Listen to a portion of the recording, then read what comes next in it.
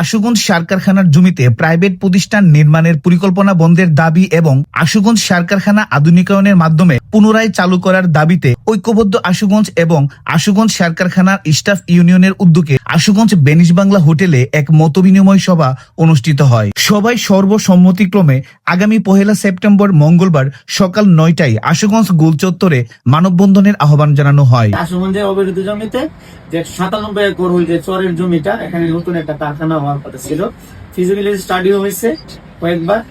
এরা এখানে কাকে দিবে? Akij electric and electronics limited, Akij venture গ্রুপকে দিবে ফার্নিচার ও রাবার প্রক্রিয়াজাত শিল্প করার জন্য।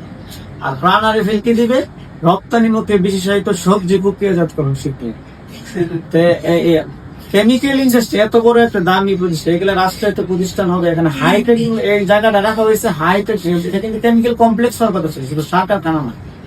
সার কারখানায় ব্যবহৃত হয় এবং বাংলাদেশে বিভিন্ন যত ধরনের কেমিক্যাল ব্যবহৃত সব কেমিক্যালের একটা কমপ্লেক্স হওয়ার কথা ছিল। এই জন্য এই জায়গাগুলো নিছিল।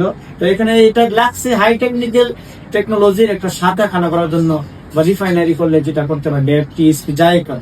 এখন এটা কষ্টকর। এখন এটা এরা ওই সব যে প্রক্রিয়াজাতকরণ এইসব আবিজাবি এগুলো দিয়ে জায়গাগুলা তারা দখল করবে। আর আপনার মনে করেন না প্রাইভেট প্রতিষ্ঠানকে দিবেন, এরা কিন্তু এই এনভায়রনমেন্টের কোনো কিছুই মানবে। কারণ বাংলাদেশের মধ্যে বিশেষ করে আমাদের এই অঞ্চলের এই সারটা খুবই স্ট্যান্ডার্ড মানে। 2 নম্বর বিষয় হলো গ্যাসের যে বিষয়টা বলতেছে। আমি গতকাল দেখলাম যে পার্টেস গ্রুপ হলো বাংলাদেশের মধ্যে অন্যতম। ওদের যে ফ্যাক্টরি নাকি একদম স্টপ আছে এই মুহূর্তে। কারণ কি গভর্নমেন্ট বলছে 2 বছর জন্য বন্ধ থাকবে গ্যাস, মানে ওরকম ইয়ে করতে পারবে না। যদি ইয়ে না করতে পারে ওইগুলোই তো বন্ধ আছে। তাহলে এখানে আবার যদি দেই তাহলে তো আর ইয়া হবে না। এখান থেকে বাড়ি কোথায়? আশুগঞ্জ সার কারখানা। এর একটু চমৎকার হয়েছে এবং আমাদেরকে একটু মানে অন্যভাবে তখন তার দৃষ্টিভঙ্গিটা তার পরিবর্তন হয়েছে আশুগঞ্জ সম্পর্কে। তো আমরাও চাই আমাদের ঐতিহ্যবাহী এই প্রতিষ্ঠানটা এখানে বহাল থাকুক এবং আধুনিকায়ন করে, যে এটা এবং এটা এর মাধ্যমে যেন সারা বাংলাদেশ এটা উপকৃত হয়। সেভাবে আমরাও আপনাদের সাথে একাত্মতা বোধ প্রকাশ করে আমরাও কাজ করতে চাই। তো আপনাদের কামাই খেয়ে কিন্তু বড় হয়েছি, আপনাদের এলাকা পয়সা খাই।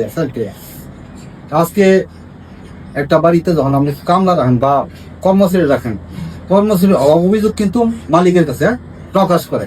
তা আমার কিন্তু অভিযোগ অভাব কি যে ভাই এই হইতেছে, আমার এই দরকার, দিলাম কাছে অভিযোগটা দিলাম আপনাদের কাছে। আমি কালকে চাকরি শেষ যাবো, আমার থাকবেন, আমার এখানে আসার দরকার হবে। কিন্তু আপনার এখানে থাকবেন এই প্রতিষ্ঠান আপনাদের। আমরা ছোট সময় বইয়ে পড়ছি বাংলাদেশে কয়টা ফার্টিলাইজার আছে, কোন জায়গায় আছে। সবচেয়ে বড় ফার্টিলাইজার কোনটা? জিয়া ফার্টিলাইজার কত টন? 1600 টন। কারণ এশিয়ার মধ্যে একটা বৃহৎ ফ্যাক্টরি। আর এই জিয়া ফার্টিলাইজার কিন্তু আশুগঞ্জের নাম মানুষের চিনছে, পরিচয় পাইছে।